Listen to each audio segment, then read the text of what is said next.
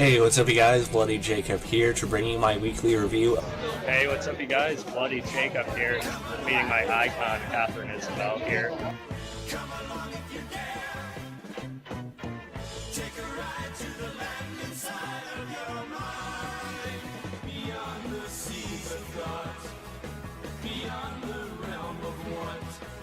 Across the streams of hopes and dreams where things are really not. Come along if you can. Come along if you dare.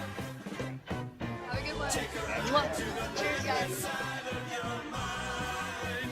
But please realize you'll probably be surprised.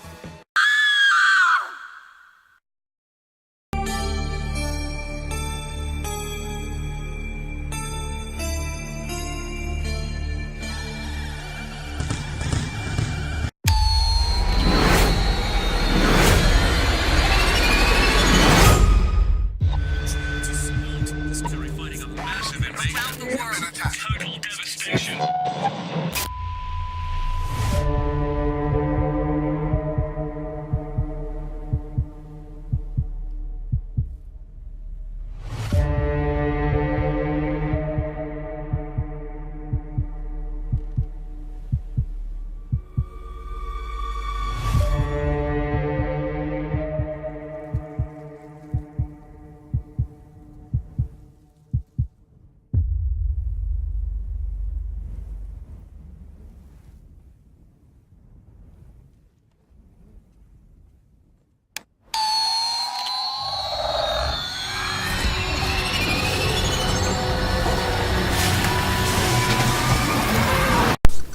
Hey, what's up you guys? Bloody Jacob here to bring you another movie review. This time we're going to be talking about A Quiet Place.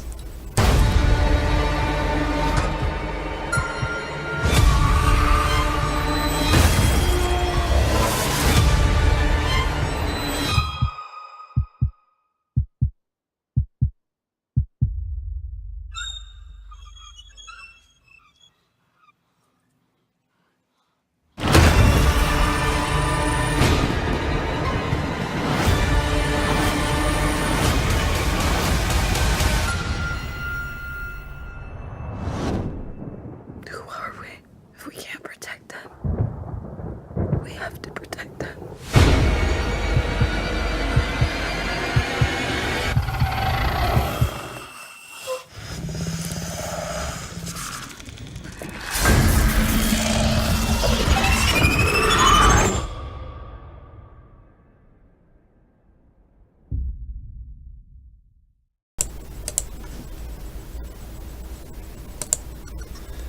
Directed by John Krasinski, produced by Michael Bay, and also written by and starring John Krasinski.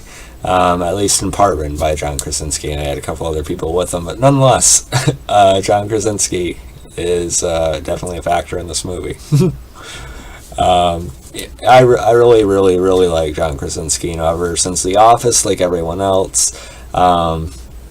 He's always the most relatable character on that. I thought he did really well in 13 Hours. And now he shows that he's one hell of a director with this. And he gives a, really heartfelt and really subtle and strong performance in this one. It also stars Emily Blunt. And, it takes place a certain amount of time into this apocalypse of sorts, I guess. The film chooses to basically leave it with some ambiguity as to what exactly happened. These creatures crash landed, they started appearing, and it pretty much set humanity into a tailspin, and it's just quiet now, just very, very dead and just secluded. People are forced to live or try to live without making any sound, or making as very little as possible. Or else these things are just gonna, just kill you no matter how hard you try to get away. Just gonna keep coming if you do anything to alert them. And we have John Krasinski as, I don't know if they actually have names, if they ever actually said the names in this movie. Okay, yeah, the Abbotts. We have John Krasinski as Lee, Emily is Evelyn, and then we have Regan, and Marcus. Sorry, I probably just butchered their name. And Bew. But yeah, so they're trying to live off of it. You first see him day 89 apparently, and they're on the way back from a supply run basically in this town, and they're going back out to their place in the woods. When their youngest, Bew, he chooses to turn on this, rocket kind of toy, and of course it leads to, the creatures, snatching him up, despite, John Krasinski's best efforts. And we go, quite a bit of time later, or at least about a year or so, I think it was, and still trying to live off this way. So yeah, that's the basic premise of the movie, and yeah, sorry about that. But yeah, I was really looking forward to seeing this one. I seen it actually a good few days ago, late last week. I think we seen it on Thursday night actually. But we had went to Chicago for certain conventions, which I've done a couple of videos on now. So I wasn't able to do a video on it right away. But yeah, I really, really enjoyed this film. It's definitely one of my favorite films of the year so far, by far. This and Hostiles and maybe a couple others. Like I said, being a big fan of John Krasinski, I was really looking forward to this one, but also as a horror movie fan, I always am interested in and appreciate when a film takes more suspenseful kind of approach and really builds a sense of danger and fear. And it also helps when you're attached to the characters, and the characters are well written, which they are for the most part here, for sure.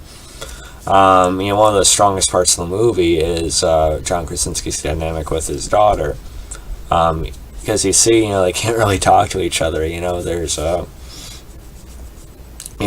communication, when there's an issue, isn't really dealt with as it should be.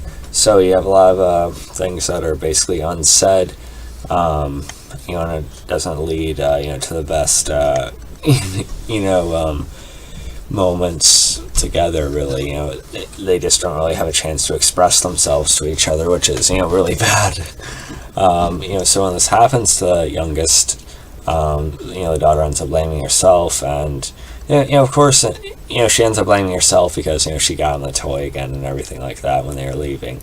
And of course, I'm sure some part of John Krasinski's character, did sort of hold that, against her in a certain way, just because he was in grief and everything. But doesn't mean he loves her any less. Of course, he's just angry about, or just completely distraught that the boy is gone. But they can never really talk it out. They can never really just talk through what happened and everything like that, or mourn together, to the extent they should anyway. And so I thought that was definitely one of the best dynamics, probably the best dynamic of the movie, honestly. And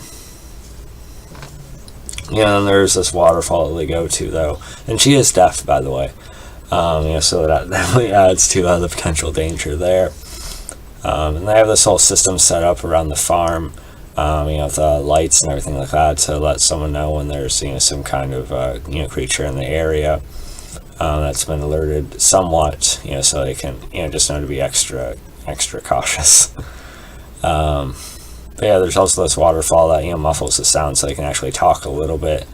And John Krasinski's character, meanwhile, has been trying to perfect this this little headset thing, which actually allows him to would help the daughter and everything like that. And he's just about to take her to the waterfall and really test it out, even though she's been frustrated that it hasn't worked before. That's when all stuff in the movie starts happening, so it kind of gets cut off before they can really have that time with each other. But yeah, like I said, I really like this movie. It's really hard for me to find an issue with it. It was about, let's see, it was 90 minutes long, so just an hour and a half, not long at all. I thought it was paced fairly well too. People are, some people would complain that we didn't get answers to what exactly these things are. We didn't get to see many other people, but it was a very it's a very like honed in kind of focused story that I really liked. And there's going to also be people that say, oh, it was boring, there wasn't enough horror, there wasn't enough blood or whatever, blood and guts. But if you can't appreciate a film like this, just stop. It is wonderfully directed. There's some really nice shots, and there's just a great atmosphere in the movie that they've achieved. And Emily Blunt's also quite good in the movie as well. Her and John Krasinski are married in real life, and that chemistry shows here. They have an especially touching scene together where they, put the headsets in, they can listen to, a song that kind of connects them. Which I thought was quite nice. It's earlier on in the movie. And the creatures themselves, I don't want to pull up a picture or anything because I didn't know exactly what they looked like before I watched it. And I think it's actually kind of nice to keep it that way until you actually see the whole thing yourself. But the CGI form is fairly good for the most part. It's maybe not always 100% perfect when you really see them up close, but I still thought it was convincing in the way it was shot and everything like that. Like I said, all the acting is really, really on point, especially from Krasinski and Blunt as well. So this is definitely something worth seeing for sure. Again, there's going to be people that just don't appreciate the kind of movie it is, but definitely it's one of the best films of the year, no question. And one of the better horror films of the last few years, no doubt about it. So I'm going to go into some spoilers here. So if you haven't seen it yet, I won't really watch past this point. Just know I'm giving it about an A minus, right around there. Very good film. Let's get right into the spoilers, shall we?